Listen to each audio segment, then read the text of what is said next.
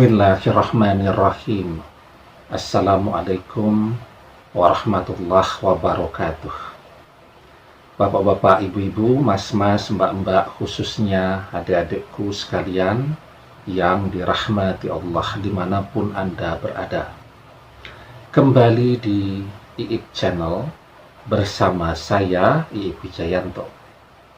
Kali ini kita akan membahas tema menyamakan frekuensi hatimu dan mantan agar kamu bersatu kembali dengannya selamanya. Ya. Jadi cinta itu kan adalah rasa. Ya, cinta itu adalah energi. Orang bisa bersatu kembali dengan orang yang ia cintai jika hatinya dan hati orang yang ia cintai itu berada di dalam satu frekuensi. Ya, boyo kita cintanya luar biasa, kemudian dia juga punya perasaan kepada kita, tetapi frekuensinya tidak sama atau belum sama, maka akan ada saja jalan untuk tidak bisa bersama. Ya, yang orang tuanya tidak memberikan restu, kemudian kehadiran orang lain yang terus mengganggu perjalanan hubungan cinta tadi, dan seterusnya. Nah, jadi kalau kita gambarkan kira-kira rasa hati, frekuensinya itu seperti halnya frekuensi radio itu. Kita punya radio yang canggih, yang bagus, harganya mahal. Ya. Kemudian kita mau mendengarkan siaran dari sebuah radio yang juga oke lah, terkenal, suaranya jernih dan seterusnya, karena frekuensinya besar. Tetapi kita tidak mencari ya gelombang frekuensi yang sama dengan gelombang yang dipancarkan oleh stasiun radio itu. Kan tidak nyambung. Biarpun radio kita bagus, kita tidak bisa mendengarkan siaran dari radio yang kita inginkan tadi. Nah, untuk bisa nyambung, maka kita butuh menyamakan frekuensi. Ya. Nah, hati itu kan begitu kurang lebih ya.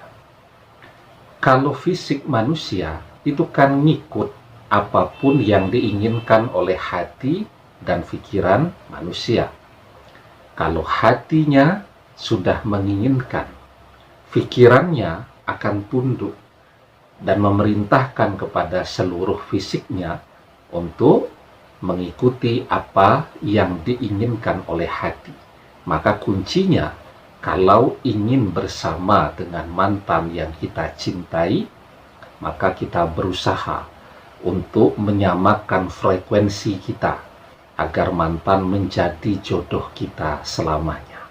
Ya, nah, sebelum kita bahas lagi lebih jauh, jangan lupa yang belum subscribe untuk memencet tombol subscribe dan menyalakan lonceng notifikasi agar Anda selalu mendapatkan pemberitahuan video-video terbaru dari channel kesayangan kita ini.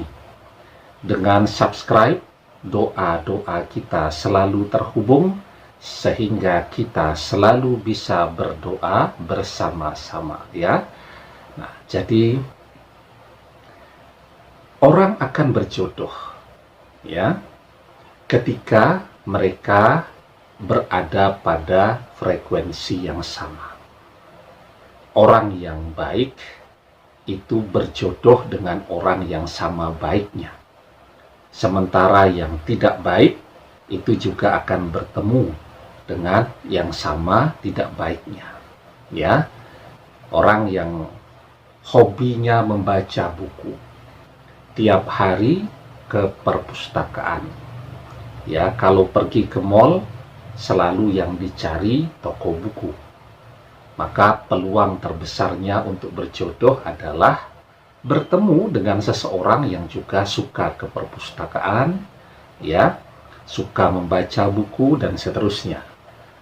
Orang yang sukanya misal ke pasar, ya, maka peluangnya juga berjodoh dengan seseorang yang sukanya ke pasar. Orang yang suka olahraga, peluang terbesarnya juga akan berjodoh dengan orang yang suka berolahraga. Dan kebiasaan manusia itu akan sangat mempengaruhi karakter seseorang. Ya, orang yang biasanya hobinya ke perpustakaan itu orangnya biasanya pendiam, tidak terlalu banyak bicara, ya, suka merenung dan seterusnya. Ya, jadi sukanya berpikir, kalau bicara itu sesuatu yang betul-betul bermanfaat, begitu kan? Nah, dan lain-lain. Jadi, apa yang menjadi kebiasaan manusia itu akan sangat berpengaruh kepada karakternya, yang pada akhirnya membentuk seseorang menjadi baik atau tidak baik. Ya, nah, sehingga orang yang baik itu berjodohnya dengan orang yang sama baiknya pula.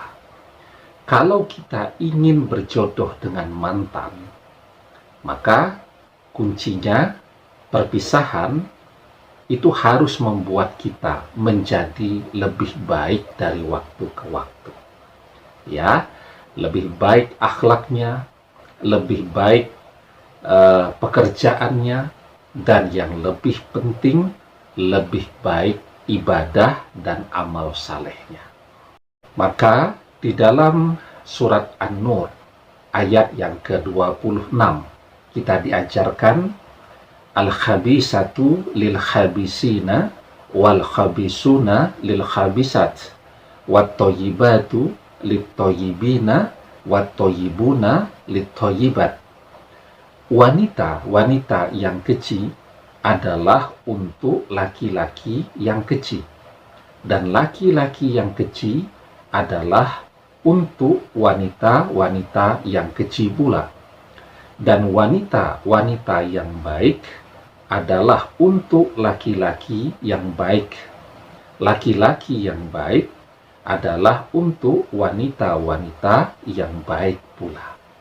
Ya, nah, jadi dari sini sangat jelas kiranya kita teruslah berusaha untuk menjadi orang yang terbaik, ya, agar kita bisa bersama dengan mantan. Dengan menjadi baik, misal ternyata mantan dalam perjalanannya menjadi tidak baik, kita tetap akan berjodoh dengan seseorang yang baik, ya, karena berjodoh dengan seseorang yang baik itu jauh lebih penting, jauh lebih manfaat daripada kita harus bersama dengan seseorang yang tidak baik, ya. Bersama seseorang yang baik, hidup kita akan nyaman, akan tentram, akan tenang, akan bahagia.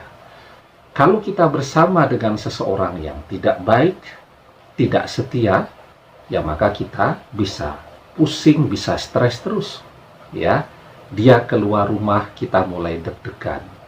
Ya, ini dia selingkuh atau tidak. Dia menerima telepon sembunyi-sembunyi. Kita mulai bertanya-tanya, telepon dari siapa? Itu kalau berpasangan dengan seseorang yang tidak baik, walaupun kita sangat mencintainya. Tetapi ketika kita berpasangan dengan seseorang yang baik, ya, yang setia, yang mencintai kita, kita menjadi tenang. Di dalam ketenangan itu, cinta sejati bisa tumbuh. Ya tidak? Sementara kalau kita tidak tenang, kita stres, kita pusing melihat pasangan kita yang tidak setia, akhirnya marah-marah terus, akhirnya bertengkar terus. Cinta yang besar lama-lama hilang, berganti dengan kebencian. Sementara kalau kita berpasangan dengan orang yang baik, ya, awal mungkin tidak ada rasa cinta di dalam hati, tapi karena kita tenang, kita tentram, itu adalah lahan yang sangat bagus untuk tumbuhnya cinta sejati di dalam perjalanan cinta dua anak manusia ini. Demikian, semoga bermanfaat. Wallahu a'lam bishawab, billahi taufiq wal hidayah. Assalamualaikum warahmatullahi wabarakatuh.